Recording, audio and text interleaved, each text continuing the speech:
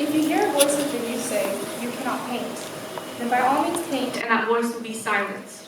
Vincent van Gogh. When I was in elementary, I was often made fun of for being smaller and having fewer friends than the kids in my grade. I never understood why, of course, but I didn't let this affect me, until this one time after recess in 5th grade. As we were walking to class, this one girl kept pushing me and tripping me around. When I asked her to stop, she didn't, and instead, she grabbed me and she slammed me to the lockers. A 5th grader told me to go back to kindergarten where I belonged, told me no one liked me, and told me how I was useless. This followed me around until middle school, where the same incident happened with a group of people who I thought were my friends. Growing up from a small foreign country with a name that was challenging for others to pronounce was always hard, but this group of people just made it harder. After a class presentation, where we gave a talk about ourselves, where we came from, etc., my friends started calling me every other name except my own, no matter how many times I corrected them. When I told them I was tired of being made fun of, they told me, "If you don't like us, just leave." I didn't want to put up with them, so I chose to leave. Then later that day, a girl from the group texted me on a social media site and told me how I wasn't good enough, I wasn't pretty, I was too short, too skinny, how no one would want to be friends with me, and how I was a disgrace to my Muslim community for not wearing a hijab, as if this girl knew more about my culture than I did myself. When I got home that day, I looked at myself in the mirror and I started crying. I asked myself, why wasn't I good enough? Why didn't anyone really like me? That's when my mom walked in on me crying. She told me how I was worth so much more than one girl's opinion on myself. And then she said the next few words that changed my life forever. There will always be someone who can't see your worth. Don't let that someone be you. So, I don't need a raise of hands, but how many of you in here define yourselves as confident? Okay. Now, how many of you in here have never compared yourself to someone else ever in your whole entire life?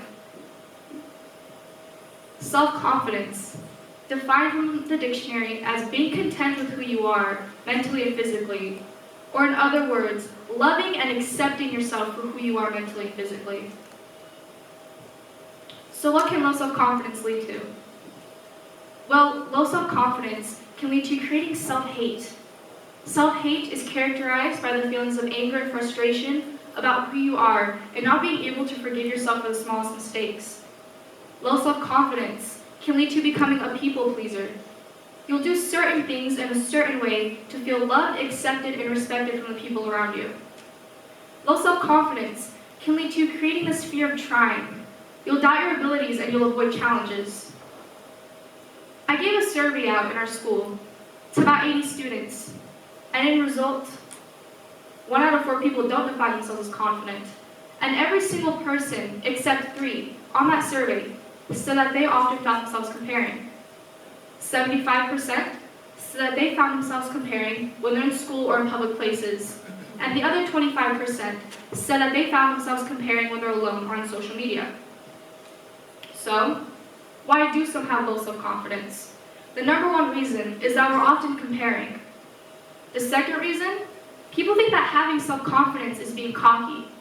The third reason, we're often criticizing ourselves. And the fourth reason, we're often listening to what other people have to say about us. Since the number one reason that people have low self-confidence in this community is comparison, I want to touch on that topic just a little bit.